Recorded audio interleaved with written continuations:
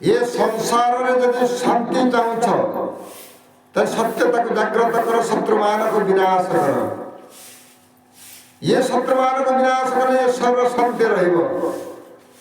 आमे केते बड़ शुभ कार्य करूछन्ति से शुभ कार्य अनेक जीव हत्या करूछन्ति आज जेमिति कोन ना नूतन वर्ष बोली आज आम पालन करूछन्ति कि नूतन वर्ष आज नुह है किंतु जो वर्ष के पालन करूछन्ति सेतिर केते जीव हत्या आम करूछन्ति सेमाने कोन दोष करथिले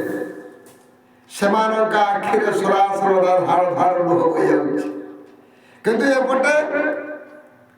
एपटे ये कौन करुछि ना पालन करुछि नूतन वर्ष बाहा बाहरे मनीष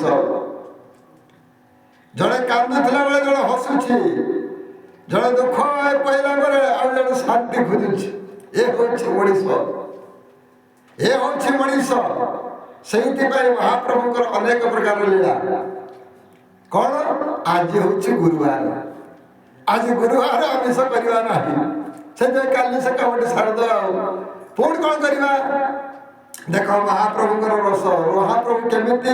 मनीष को सत बाटर जीवाई प्रबतांती आज भली दिन में पड़गला कौन गुरुवार आज गुरुवार जो हत्या करवा ना ये कथा मनीष भर किछि भाव सृष्टि कले अनेक प्रकार महाप्रभु उदाहरण देते संसार को सत्यता जागृत करने ठीक से भली शांति समस्त रहा प्रत्येक गाँव में गोटे गोटे मंदिर करे हेले आमर मंद कर्म केबे जाऊना ये हूँ आम मनीष मनीष निजे निशाद्रव्य करुछि निशाद्रव्य खाऊछि निज पुओ पाखर परिचय पाउनी ये मो बापा बोली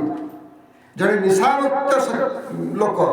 निशाग्रस्त हो गला जिते पुओ ताको निजे बाटर देखिए पिला अन्य लोक पचारती ये तो बापा से ना ना ये मो बापा ना आम गाँ लोक ये कथा परिचय पाए जड़े निशाशक्त लोक जड़े निशाशक्त है परिवार पाखर आरंभ कर बंधु बांधव साई पड़ोस कई जन निजर परिचय दिखती ना तार ना ये कौन तुम गाँ लोक ना आम गाँ लोक नुह तापर भी मनीष निशाशक्त होछि ए होछि आम मनीष पणिया निज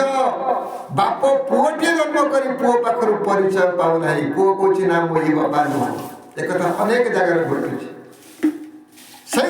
तो महाप्रभु जगतरनाथ बड़ ठाकुर अनेक प्रकार उदाहरण दे अनेक जगह प्रत्येक घरे घरे मंदिर सृष्टि कले अनेक जगह भाव सृष्टि करी अभाव को दूरेवाई अनेक प्रकार गीता प्रवचन अनेक अनेक हरिनाम संकीर्तन अनेक प्रकार आरंभ करे किंतु भाई रे जो मैंने हरिनाम संकीर्तन करते सेमानकर कौटी मन जान एपटे हरिनाम संकीर्तन करते किंतु हरिनाम पाखे मन थाए मन थाए ताल ज्ञान पाखे ताल कौटी भूल हो कि स्वर कौटी बेस्वर हो कि किंतु हरि का प्रति सरलपन्न हेले शरणागत हेले ये ताल ज्ञान को न थाए देहर लुगा भी न थाए बोला भगवान की जय तेणु हरिनाम कि रस अच्छी पान कला लोक सीना जानी आम हरि नाम धरिया जाऊँगी हरि प्रति समर्पण नहीं कारण आमर समर्पण कौटी ताल हरिजीव कि स्वर बेसुरिया हो देखुना जो मैंने हरिनाम संकीर्तन करते नाच नृत्य केते सुंदर नाच नाचे हरिनाम संकीर्तन से बड़े हुए हरिनाम संकीर्तन से बड़ी हुए निजक निजे पचार क्षमा के पाइपर ना तो प्रत्येक दिन सब जगह हरिनाम को धरिया जाऊछ ये हरिनाम ताल बेताल कौन अच्छी स्वर को कौन अच्छी हरिंकर समर्पित हो जाओ भाव आखिर धार धार लुह बोईज कहते हरिनाम संकीर्तन कीर्तन अर्थ कौन कर्म कीर्तन अर्थ कर्म आम करवा कर्म कले संसार शांति रहे सत्य